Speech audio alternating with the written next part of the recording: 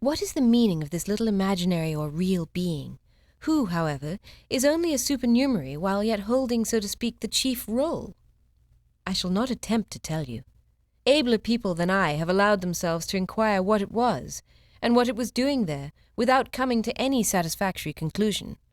But if to all these somewhat vain questions Rembrandt replied, "This child is a caprice, no less strange than and quite as plausible as many others in my engraving or painting.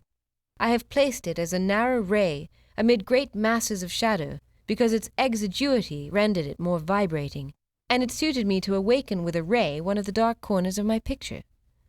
It also wears the usual costume of my female figures, great or small, young or old, and in it you will find the type frequently occurring in my works. I love what glitters, and that is why I have clothed her in brilliant materials.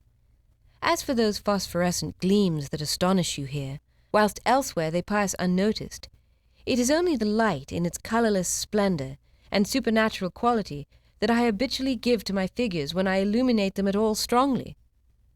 Do you not think that such a reply ought to satisfy the most difficult, and that finally, the rights of the stage-setter being reserved, he need only render account of one point, the manner in which he has treated the picture? We know what to think of the effect produced by the Night Watch when it appeared in 1642. This memorable attempt was neither understood nor relished. It added noise to Rembrandt's glory, increased it in the eyes of his faithful admirers, and compromised it in the eyes of those who had only followed him with some effort and attended him to this decisive point. It made him a painter more peculiar and a master less sure. It heated and divided men of taste according to the heat of their blood, or the stiffness of their reason. In short, it was regarded as an absolutely new but dangerous adventure which brought him applause and some blame, and which at heart did not convince anybody. If you know the judgment expressed on this subject by Rembrandt's contemporaries, his friends and his pupils, you know that opinion has not sensibly varied for 2 centuries, and that we repeat almost the same thing that this great, daring man might have heard during his lifetime. Save 1 or 2 frank colours, 2 reds and a deep violet, except 1 or 2 flashes of blue, you cannot perceive anything in this colourless and violent canvas to recall the palette and ordinary method of any of the known colourists. The heads have the appearance rather than the colour proper to life. They are red, purple, or pale, without for all that having the true paleness Velasquez gives to his faces, or those sanguine yellowish, greyish, or purplish shades that Frans Hals renders with such skill when he desires to specify the temperance of his personages.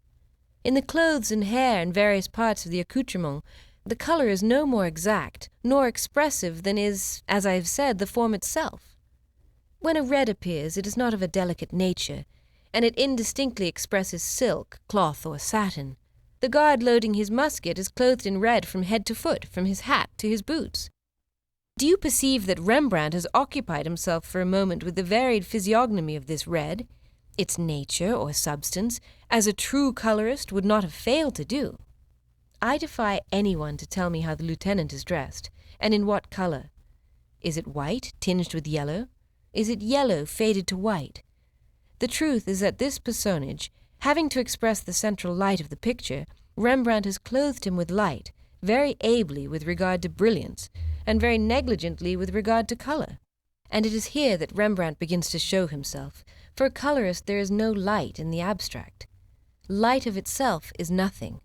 It is the result of colours diversely illumined, and diversely radiating in accordance with the nature of the ray that they transmit or absorb. One very deep tint may be extraordinarily luminous.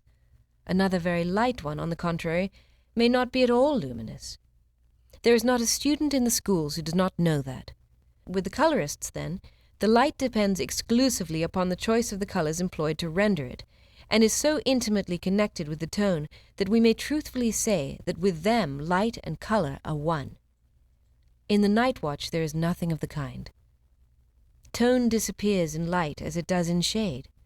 The shade is blackish, the light whitish.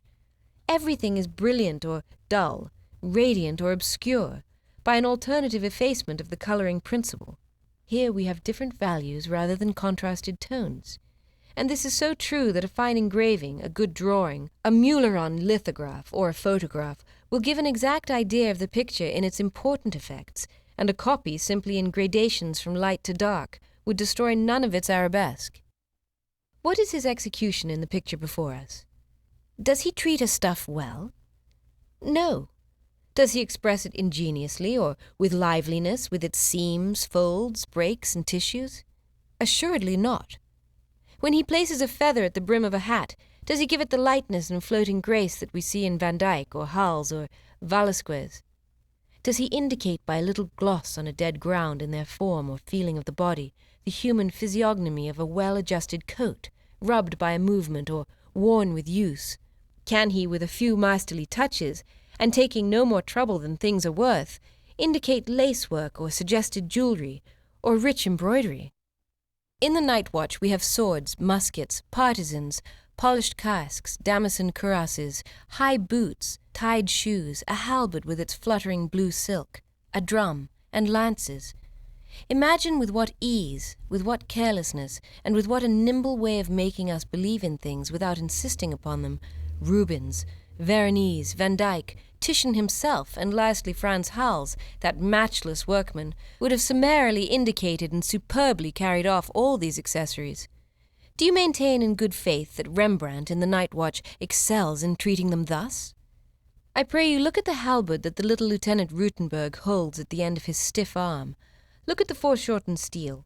Look especially at the floating silk, and tell me if an artist of that value has ever allowed himself more pitifully to express an object that ought to spring forth beneath his brush without his being aware of it. Look at the slashed sleeves that have been so highly praised, the ruffles, the gloves. Examine the hands. Consider well how in their affected or unaffected negligence their form is accentuated and their foreshortening is expressed. The touch is thick, embarrassed, awkward, and blundering. We might truly say that it goes astray, and that, applied crosswise when it should be applied lengthwise, made flat when any other than he would have rounded it, it confuses instead of determining the form. At length I come to the incontestable interest of the picture, to Rembrandt's great effort in a new field. I am going to speak of the application on a large scale of that way of looking at things which is proper to him and which is called chiaroscuro. No mistake is possible here. What people attribute to Rembrandt is really his. Without any doubt, chiaroscuro is the native and necessary form of his impressions and ideas. Others have made use of it, but nobody has employed it so constantly and ingeniously as he has. It is the supremely mysterious form, the most enveloped, the most elliptic, and the richest in hidden meanings and surprises that exists in the pictorial language of the painter. In this sense, it is more than any other the form of intimate feelings or ideas. It is light, vaporous, veiled, discreet. It lends its charm to hidden things, invites curiosity, adds an attraction to moral beauties, and gives a grace to the speculations of conscience. In short, it partakes of sentiment, emotion, uncertainty, indefiniteness and infinity, of dreams and of the ideal. And this is why it is, as it ought to be, the poetic and natural atmosphere in which Rembrandt's genius never ceased to dwell. In very ordinary language, and in its action common to all schools, chiaroscuro is the art of rendering the atmosphere visible, and painting an object enveloped with air. Its aim is to render all the picturesque accidents of shadow, of half-tints, of light, of relief, and of distance, and to give in consequence more variety, more unity of effect, more caprice and more relative truth either to forms or to colors. The contrary is a more ingenuous and more abstract acceptation, by virtue of which objects are shown as they are, viewed close at hand, the atmosphere being suppressed, and consequently without any other than linear perspective, which results from the diminishing of objects and from their relation to the horizon. When we speak of aerial perspective, we already presuppose a little chiaroscuro. Any other than Rembrandt in the Dutch school might sometimes make us forget that he was obeying the fixed laws of chiaroscuro. With him, this forgetfulness is impossible. He has, so to speak, framed, coordinated, and promulgated its code, and if we might believe him a doctrinaire at this moment of his career, when instinct swayed him much more than reflection, the Night Watch would have a redoubled interest, for it would assume the character and the authority of a manifesto.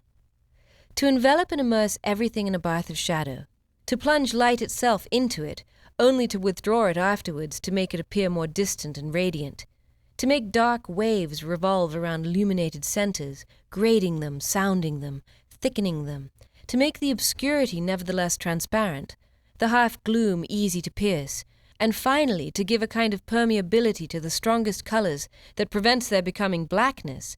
This is the prime condition, and these also are the difficulties of this very special art. It goes without saying that if anyone ever excelled in this, it was Rembrandt. He did not invent, he perfected everything, and the method that he used oftener and better than anyone else bears his name. When explained according to this tendency of the painter to express a subject only by the brilliance and obscurity of objects, the night watch has, so to speak, no more secrets for us. Everything that might have made us hesitate is made clear. Its qualities have their raison d'être, and we even come to comprehend its errors. The embarrassment of the practitioners he executes, of the designers he constructs, of the painters he colors, of the costumers he attires, the inconsistency of the tone, the amphibology of the effect, the uncertainty of the time of day, the strangeness of the figures, their flashing apparition in deep shadow. All this results here by chance, from an effect conceived contrary to probability, and pursued in spite of all logic, not at all necessary, and with the following purpose: to illuminate a real scene with unreal light. That is to say, to clothe the fact with the ideal character of a vision. Do not seek for anything beyond this audacious project that mocked the painter's aims, clashed with received ideas, set up a system in opposition to customs, and boldness of spirit in opposition to manual dexterity, and the temerity of which certainly did not cease to spur him on until the day when, I believe, insurmountable difficulties revealed themselves. For if Rembrandt resolved some of them, there are many that he could not resolve.